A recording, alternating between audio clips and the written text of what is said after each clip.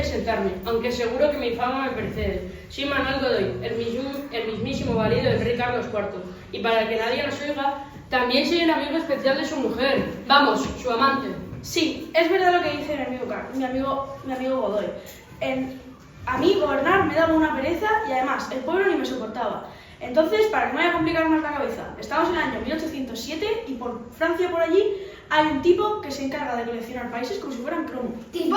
Por favor, que me llamen tipo a mí es para... Napoleón Bonaparte es para reírse. No fui un simple gobernante, fui emperador de Francia. ¿Lo han oído bien?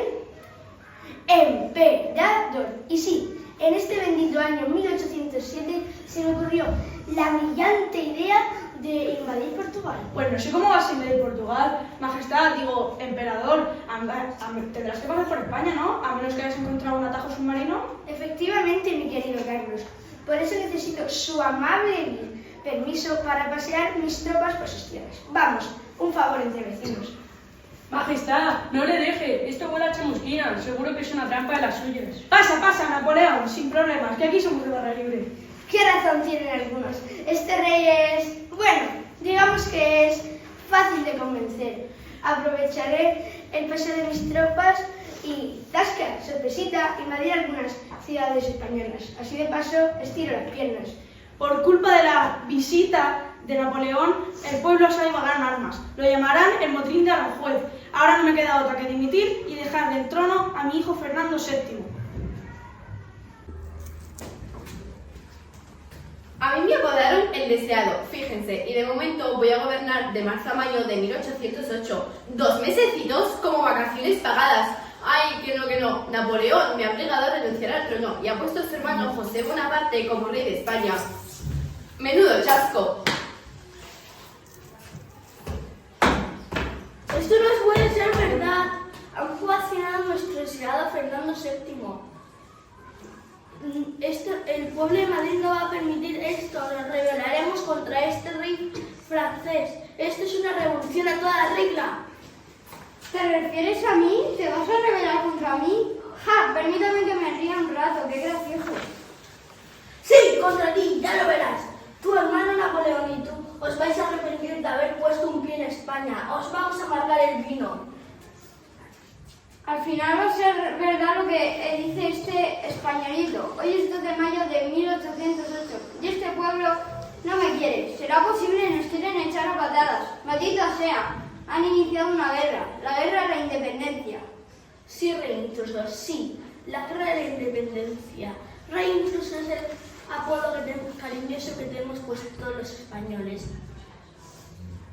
Y te aseguro que vamos a expulsar a todos los ranchutes de España y vamos a hacer que vuelva nuestro deseado Fernando VII. Con él, los nobles podemos tener nuestros privilegios y siestas a deshoras. Volveré para gobernar y esta vez gobernaré de verdad. No solo serán 2 meses, será hasta mi muerte. Y a ver quién me tose ahora.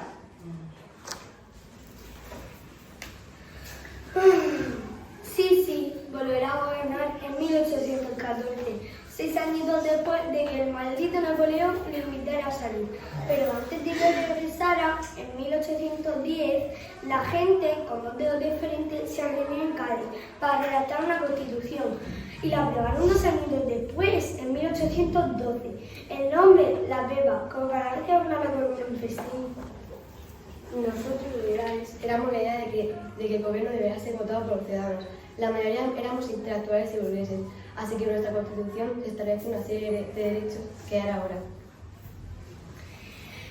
Entre esos derechos tan revolucionarios y esta igualdad de las personas ante la ley, hay 8 chanchullos y el sufragio, es decir, el derecho para votar a elegir el gobierno.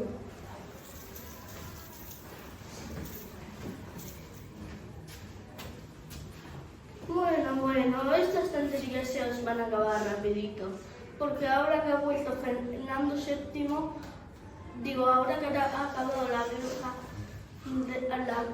la guerra de la independencia, va a volver Fernando VII y va a gobernar como un rey absolutista. Aquí no hay pepa que valga.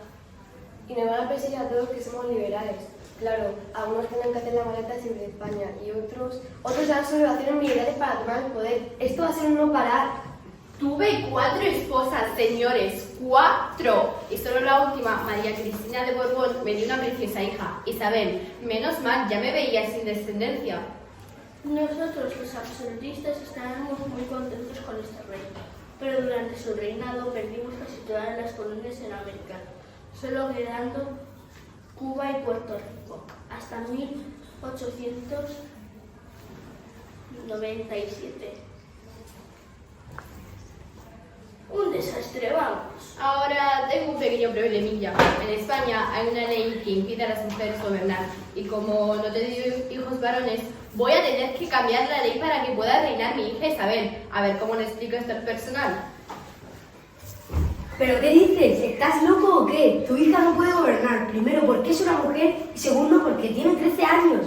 Yo soy tu hermano y por consiguiente soy tu heredero. Lo siento, hermanito, ya está hecho. He cambiado la ley. Mi padre murió en 1873 y automáticamente fue nombrada reina, pero bajo la regencia de mi madre Cristina. Mi tío, el infante don Carlos María Isidro, tendría que aceptarme como reina. Lo peor es que la mitad del pueblo está con él y la mitad está conmigo. Esto original de las guerras carlistas. Un lío familiar, vamos. Fueron muchas las guerras carlistas, una serie de guerras civiles entre los isabelinos que querían la monarquía constitucional y estaban a favor de mi sobrino. Y los carlistas propiamente dicho, que éramos los partidarios de una monarquía absolutista en la que el rey, o sea, yo, tuviera todo el poder. El caso es que en 1868 hubo una revolución popular que llamaron la Gloriosa y me tuve que ir de España. Cuando me fui se aprobó una constitución que establecía como ley de Estado una monarquía, empezando de así una búsqueda para un nuevo rey de España, como en un casting de la tele. Ese soy yo, Amadeo I de Saboya, hijo del rey Víctor Manuel II de Italia. A mí me han elegido. Lástima que la gente no me quiera porque soy extranjero. Tengo muy pocos partidarios. Parece que soy un bicho raro. Tendré que renunciar al trono español. Después de que Amadeo de Saboya abdicara 2 años después de ser nombrado rey, se proclamó una república. La primera república. Y a mí me nombraron, a mí hasta la delegada de ciudad, me nombraron presidente del gobierno del Poder Ejecutivo. Era la primera vez que en España el jefe del Estado no era un rey, sino un presidente elegido por los ciudadanos. Se acabó el cuento de hadas. Este gobierno no tuvo muchos apoyos porque apenas duró un año. En ese periodo de tiempo tan corto se sucedieron hasta 4 presidentes, como si fuera una puerta giratoria. Y en el año 1874, un pronunciamiento militar acabó con la república y se instaló de nuevo una monarquía. Menudo vaivén. Soy Alfonso XII y conmigo se inicia en España una etapa histórica llamada Restauración. De esta manera se alternarán, durante mi reinado se alternarán en el gobierno los del Partido Conservador y los del Partido Liberal. De esta manera intentaré evitar los desórdenes de los años anteriores. El Partido Conservador estaba liderado por Antonio Cánovas del Castillo y se mezclaba se agrupaban en extensas tierras y los altos mandos del ejército, es decir, la gente de mucha pasta, los de la billetera gorda, vamos. El Partido de los Liberales va a estar presidido por Praxedes Mateo Sagasti, que representaban a la burguesía. Bajo el gobierno de Antonio Cánovas del Castillo, se aprobó la Constitución de 1876 y se creó una especie de democracia que ponía fin a la estabilidad política. Una democracia española con sus cositas. Praxedes presidió el gobierno durante el conflicto hispano-estadounidense de 1898 y eso supuso las pérdidas de las últimas colonias que nos quedaban, Cuba, Puerto Rico y Filipinas. ¡Adiós, paraísos tropicales! Yo soy la reina regente María Cristina, esposa del rey Alfonso XII. Mi esposo murió en 1885, con tan solo 27 años. Pobrecillo, pero como yo estaba embarazada del que sería el futuro rey de España, mi hijo Alfonso XIII fue rey desde su nacimiento. Pero yo voy a gobernar hasta que cumpla los 16 años y pueda ser sacado del trono. ¡Un bebé con corona! Un momento, un inciso. En esta época hubo un hecho que marcó cambios sociales y cambios económicos. Se pasó de una sociedad basada en la agricultura y otra en la industria. La revolución industrial. Yo soy Rochester, administrador de la máquina de vapor y de la primera línea ferroviaria, Liverpool, Manchester y de y de España fue Barcelona Mataró. En España, con la revolución industrial, las fábricas se concentraron en País Vasco y Cataluña. Y yo, Alexander Graham Bell, fui el inventor de un aparato con el cual ahora mismo nadie podría vivir sin él. Madre mía, ¿quién se hubiera imaginado lo que llegaría a hacer un teléfono? Mi amigo Ralph Fulton, a partir de la máquina de vapor, inventó el barco de vapor. El barco de vapor y el ferrocarril hicieron que se pudiesen transportar más personas y más mercancías y recorrer largas distancias en menor tiempo. Se acabó de ir en burro. La industria textilera siderúrgica sufrió una gran transformación. Los telares fabricaban tejidos a gran velocidad y los altos hornos producían acero de gran calidad. Un cambio de luz para la industria. La sociedad del siglo XIX estaba organizada en clases sociales, según su etiqueta, desde la clase alta, formada por las familias más ricas, no solo los aristócratas, que eran por los propietarios de las tierras, y la burguesía, que eran los dueños de las fábricas, los grandes comerciantes y los banqueros, los que vivían la buena vida, vamos. Luego estamos los de la clase media, empresarios, pequeños propietarios de tierras, médicos, funcionarios, artistas, etc. Y por último los de la clase baja, es decir, los que tenían pocos recursos económicos, como los obreros y campesinos, los que nos hacen el trabajo sucio. Los campesinos trabajaban en las tierras de los grandes propietarios y los obreros trabajaban en las fábricas. Sus condiciones de vida eran muy duras y muchos niños trabajaban en las fábricas por aún menos sueldo que los adultos. Una pena, la verdad. Por eso los obreros decidieron hacer un sindicato para quejarse en grupo. Y ahora toca el turno del arte. El estilo arquitectónico de casi todo el siglo XIX fue el neoclásico. Con sus líneas que imitaban la forma de la naturaleza, yo, Antonio Gaudí, fui el gran arquitecto de esta época. Construí la Casa Milà, el Parque Güell y mi gran obra maestra, el Templo de la Sagrada Familia. Todo en Barcelona, aunque no la pude acabar. Yo soy Francisco de Goya y viví entre la Edad Media entre la moderna y la Edad contemporánea. Fui pintor de la corte del rey Carlos III y su hijo Carlos IV, pero también lo fui de Fernando VII. El show que vimos hace un rato. Pinté las famosas majas y los fusilamientos del 3 de mayo. A finales del siglo XIX, en pintura, surgió el impresionismo, un estilo totalmente diferente a lo que se conocía. Se le da más importancia al color que al dibujo y se le da más luz a los paisajes, para que el sol brille con más fuerza. Yo fui uno de esos pintores, soy Joaquín Sorolla, y estas son algunas de mis obras: Paseo a orillas del mar y Pescadoras valencianas. En el siglo XIX hubo grandes escritores de teatro, poesía y novela. Me llamo José Zorrilla, soy el autor de un libro que a más de uno seguro les suena, Don Juan Tenorio, el ligón oficial de la literatura. ¿Tú eres el autor de Juan Tenorio? Sí, ¿conoces esa novela? ¿Cómo no lo va a conocer? A este le gusta todo lo romántico y es un empedernido del amor. Es que mi novela cuenta una gran historia de amor, de esas que te hacen suspirar. Preciosa historia entre Don Juan y Doña Inés. Ay. Rosalía y Esprosera y un servidor destacado en la poesía. Yo soy Rosalía del Castro y una de mis obras más importantes fue Cantares gallegos, para que vean la belleza de mi tierra. Yo soy Gustavo Adolfo Bécquer y mi obra famosa es de rimas y leyendas. ¿Todos habéis oído eso de volverán las oscuras golondrinas en tu balcón sus nidos a volar hasta el infinito y más allá? Para, que te lías, que somos más. Yo soy José Espronceda y todos conocéis mi también famosa canción pirata que dice así: con 10 camiones por banda, viento en popa, a toda vela, no cortar más, sino para un velero mercantil. Sublime, amigo Espronceda, la verdad es que te coronaste con este poema. Se recita en muchas escuelas. Nosotros, mi amigo Benito Pérez Caldo y yo, Emilia Pardo Bazán, nos dedicamos a escribir novelas. Escribí una muy conocida, Los padres de Ulloa. Y no sé por qué me suena tanto ese nombre. Pues mira que es difícil que te suene eso de Ulloa. Yo también escribí buenas novelas. La más representativa fue Fortunata y Jacinta, uno de los clásicos de los culebrones de la época.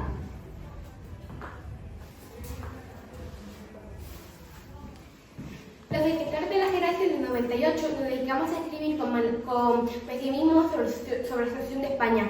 He escrito para pocas alegrías.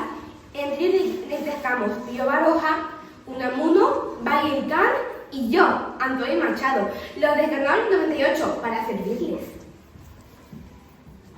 Aquí estoy nuevo. Antes de que empezaran a salir inventores, artistas y escritores, os dije que como mi hijo Alfonso XIII todavía no había nacido cuando mi marido murió, yo tuve que gobernar hasta que él cumplió los 16 años, en 1902, cuando fue coronado. Fue el último rey de la Restauración y qué bien me vino tenerlo ocupado.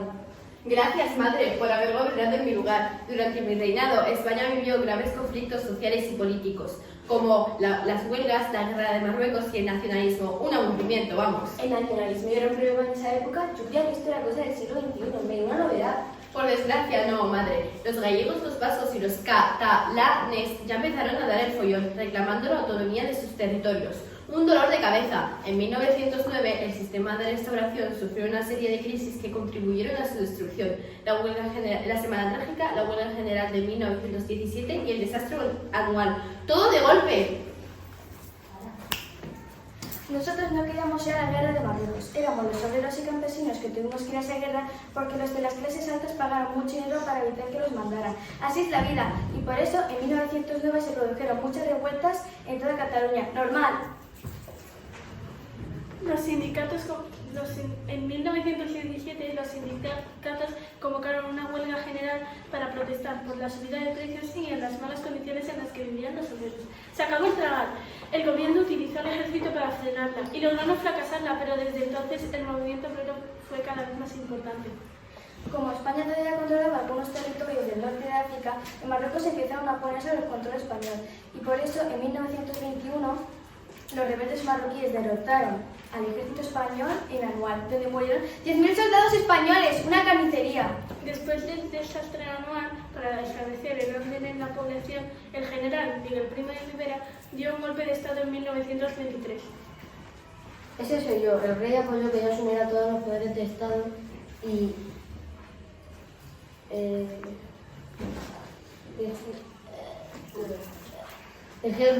dejó el gobierno en mis manos y prohibí todos los partidos políticos y los sindicatos. Todo bajo control, como me gusta a mí.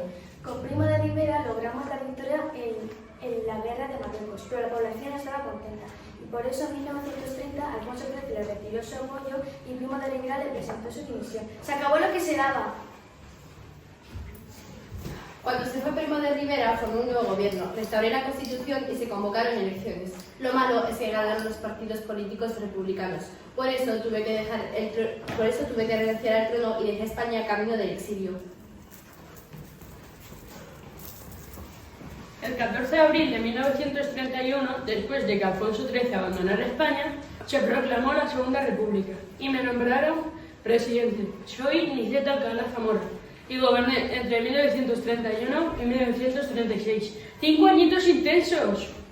Con Niceta Alcalá Zamora se aprobó una nueva constitución y se implantó un nuevo sistema político democrático. Yo establecí el sufragio universal. Por primera vez podían votar las mujeres. Y la religión católica dejó de ser la religión oficial de España y permití que se crearan nuevas regiones autónomas, como Cataluña y el País Vasco. Unas cuantas novedades, la verdad. Él hizo una serie de reformas muy importantes para modernizar el país. La reforma agraria, con la que se repartieron las tierras entre las familias de los campesinos, para mejorar sus condiciones de vida y aumentar la producción agrícola. La reforma de la enseñanza, por la que se construyeron miles de escuelas, y la reforma laboral, con la que se redujo el salario y la jornada laboral, un sobre el aire fresco.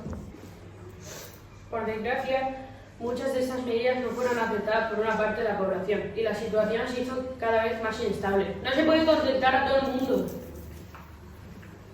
Los enfrentamientos entre los republicanos y los que estaban en contra de la república cada vez fueron más frecuentes e intensos, hasta que el 18 de junio de 1936 el general Francisco Franco, apoyado por una parte del ejército y todos los enemigos de la república, dio un golpe de estado, y así es como se inició la guerra civil. Un desastre, vamos. Durante la guerra, España quedó dividida en dos zonas, la zona republicana y la zona nacional, que era la sublevada, como un bocadillo de 2 pisos.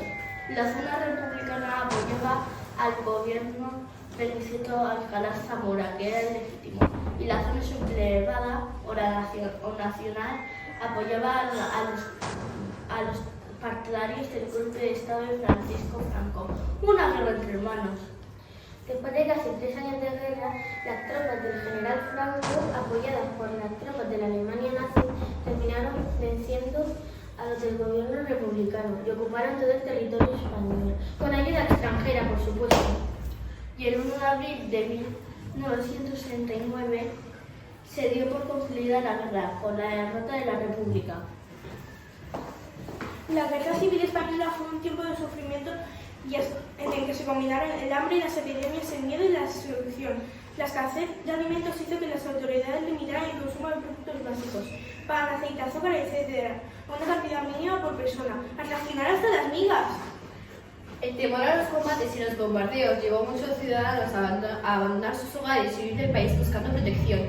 Como alma que lleva el diablo, la destrucción de las viviendas e industrias provocó una serie de crisis que se prolongó durante muchos años después de la guerra. Un panorama desolador. Las consecuencias de esta guerra fueron lo peor. Más de 500.000 de muertos, 250.000 exiliados, cuantiosas pérdidas económicas e industriales que hicieron que España tardara casi más de 20 años en recuperar la economía. El 1 de abril de 1939, Francisco Franco firmó un parte que decía: en el día de hoy, cautivo y desarmado, el Ejército Rojo han alcanzado las tropas nacionales sus últimos objetivos militares. La guerra ha terminado, con su firma y su chimpún. Los vencedores impusieron en España un sistema político basado en la dictadura, que duró 36 años, casi 4 décadas.